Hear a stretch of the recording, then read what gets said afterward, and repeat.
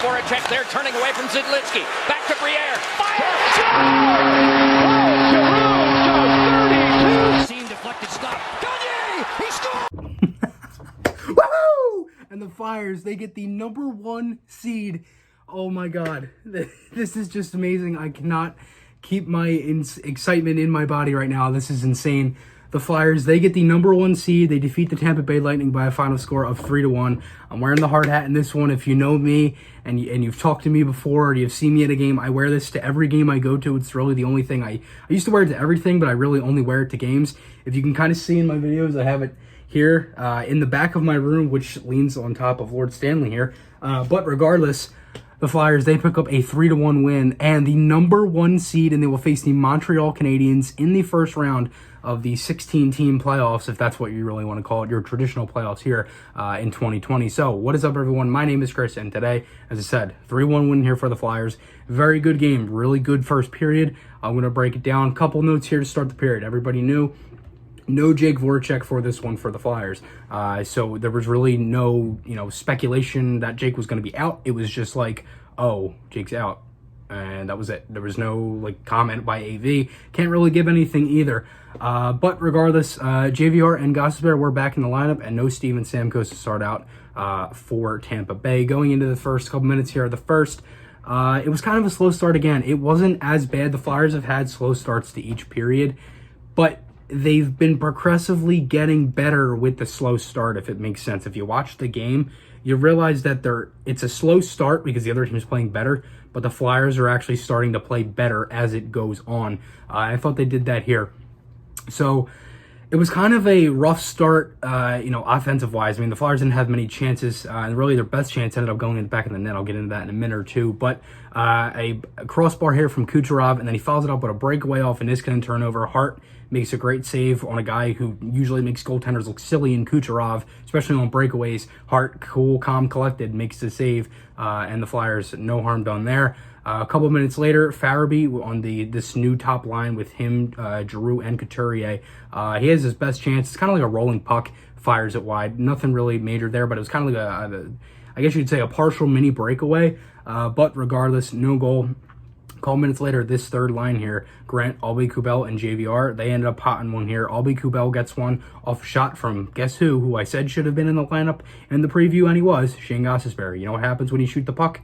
It goes in the net. You get bodies in front, Aubé-Kubel with a great tip, and as I said, it was one of the best Flyers chances of the first period, and it's in the back of the net. They have a 1-0 lead, and right there, every ounce of momentum that was net building just went to the Flyers. I mean, they ended this period with 20 shots on goal.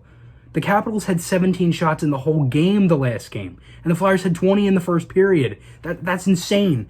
But regardless, they had so much momentum. A couple minutes later, they get a little chance here. Pitlick goes in, and Hedman falls down. And I'm thinking to myself, uh-oh, because he didn't get up. And it did not look comfortable. He goes down, and he ends up going to the locker room. He's slamming his stick on these metal gates that they have where you go back in the locker room. And he did not come back. So now I'm thinking to myself, okay, this might be something different here. They were playing with 5 defensemen at the time, and I'm like, dude, if they don't have Hedman, that takes a lot off of their power play, because then you got to have Sergachev there. Not a bad option either, but you'd rather have your best D-man in Hedman. But regardless, the Flyers, a couple minutes later, they get one again from who else but Aubé-Kubel, his second of the game. And it was a great 2-on-1 here with Couturier. A great pass by Coots, too. Right over the stick of Sergachev, who was down on the edge trying to block it and try to fish at it in the middle of the air. And he ended up not knocking it down. Aubé-Kubel with the slam dunk. It's 2-0 Flyers. And that would end the first period. Shots were 26, and the Flyers had a 2-0 lead going into the start of the second period here. Start of the second, no Hedman. So he was out for the rest of the game, and that was announced around the 2-minute mark of that period. I guess you could say the 18-minute mark or so. 2 minutes in, 18-minute mark of the second. Provorov here takes a penalty off a slash that kind of gives Tampa Bay some momentum. There was nothing done. Flyers looked a little, I guess you'd say a little off on that penalty kill, but again, no goals. A couple minutes later, Aubé-Kubel takes a bad penalty, really bad penalty. Just cross-checked them for no reason. There's no reason to take that. You don't want to give one of the best teams in the league with one of the best power plays in the league a chance to get right back into a 2-0 game, and that's what happens here. Tyler Johnson would end up scoring here. Really nothing Hart could do. It was kind of So I guess you could say some broken down coverage here from the Flyers. Niskanen and Provorov look a little off on this. And then Tyler Johnson, who I feel scores a lot versus the Flyers for some reason. He ends up getting one, makes it a 2-1 game. And also, I should say, before this power play, Sanheim ended up getting hit here by Coleman, and he ended up going off into the locker room. He came back around the 8-minute mark of the second period, so that was definitely good to see. A couple minutes later, the Flyers, they're definitely generating some chances, that first line out there. And who else but Shane Gostisbehere would get a play here. It rims around the boards. Coots pokes it back. Ghost with rifled it right over to Farabee, and he ripped it by Vasilevsky. A 3-1 lead here for the Flyers. A great play by Ghost. He was phenomenal tonight. He had 2 points. That was his second assist of the game. And the Flyers have a 3-1 lead. It was a good period. It was kind of a tight period as the shots after the second were 26-13, but 7-6 Tampa Bay. So it was a really, I guess you'd say back and forth period, but the Flyers, they end up getting a goal to add to their lead going into the third. The third period was atrocious, I will say that. The Flyers were just throwing the puck into random areas. It looked like a completely different team from the first and the third. It was weird. It looked like the team the team in 2020 was playing in the first period, and the team from 2015 was playing in the third period. It was just weird. I didn't understand what was happening. Tampa Bay, very good team, but you can't continue to play like that. I personally thought the Provorov and Niskanen pairing was a little off tonight. Provorov had 2 penalties in this game. Niskanen, it kind of started with that turnover that led to the Kucherov breakaway. I didn't think they were horrible, and I won't say that, but they were just a tad off to me, and that can't happen, I'm sure. And the thing is, too, is that there's negatives even in games you win. So, again, the Flyers are going to definitely look at that, and I think, though, that those two will bounce back. They've been 2 rocks back there for the Flyers this season.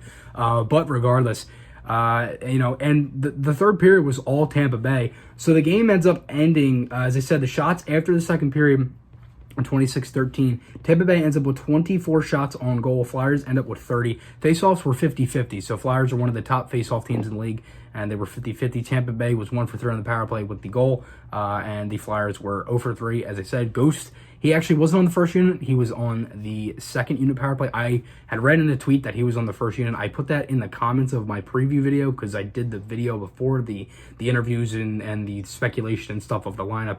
Penalty minutes were 6-6. Hits were a 49-26 Tampa Bay. Blocks were 24-12 in favor of the Flyers, and giveaways were 12-9 in favor of the Flyers as well. I personally thought all 4 lines here for the Flyers tonight, with the kind of switched around lineup, you still have that same second line of Hayes, Konechny, and Lawton. They were fabulous, I thought. And honestly, I didn't think anyone played bad. That third period as a team, they were not great. They ended up getting an empty netter here from Pitlick off a shot from Lawton that hit the post, and then Pitlick just followed it up and tapped it in. But that would really be it. I thought Carter Hart was phenomenal again, and the Flyers only gave up 3 goals in 3 games in the round robin. They've given up 5 in the 4 games if you include that exhibition game versus Pittsburgh as well. And Carter Hart has only given up 2 goals in the 2 games he's played against Boston and Tampa Bay. So that is going to be looking pretty good here to start off this series versus the Canadiens. As for the offense here, the most ice time in this one for the forwards would end up going to Kevin Hayes with 17 minutes and 15 seconds, and Coots would be right there behind him with 16:37, so around 40 seconds off there or so for Coots. As for the defense, Matt Niskanen would end up playing 25 minutes and 33 seconds. Provorov with 23:10. As I said, he had 27 in the last one, but 7 minutes of that was power play time as well. The Flyers played a really good game. I wish they had a better third period, but regardless, they picked up the 4-1 win here, and it was a great game. And it's funny, now that I think about it, I said 3-1 in the beginning. I forgot that they ended up putting an empty netter, so my apologies on that one. But regardless, Carter Hart, he makes 23 saves on 24 shots. He was fabulous in this one for the Flyers. And the Montreal Canadiens now for this team. Listen, I'm not going to sit here and sugarcoat the Canadiens. They just beat the Pittsburgh Penguins in 4 games. I'm not going to sit here and say that the Flyers are going to go out here and sweep them, because I'm sure that is not going to happen. To be honest with you, I think this is going to be a tough series. I mean, whoever they play, it's going to be tough. But regardless, the Flyers, with all this now reseeding and stuff, teams get reseeded after the rounds. So now the Flyers will stay at number 1 no matter who they play. So they will play the worst possible team by seeding going into each round. Now, obviously, as the Cup final and the the Eastern Conference final comes around, it obviously doesn't necessarily matter as much because it's going to be different teams probably that we don't expect and things along those lines. But regardless, anything can happen in the playoffs. I'm not going to sit here and sugarcoat this Montreal Canadiens team. As I said, they just beat the Penguins. I'm hoping that the Flyers can just take care of business. That's all they have to do. I'll have a preview for this one coming up. Hopefully we get some more dates and stuff. Hopefully Jake Voracek will be in the lineup. But tonight, Flyers fans,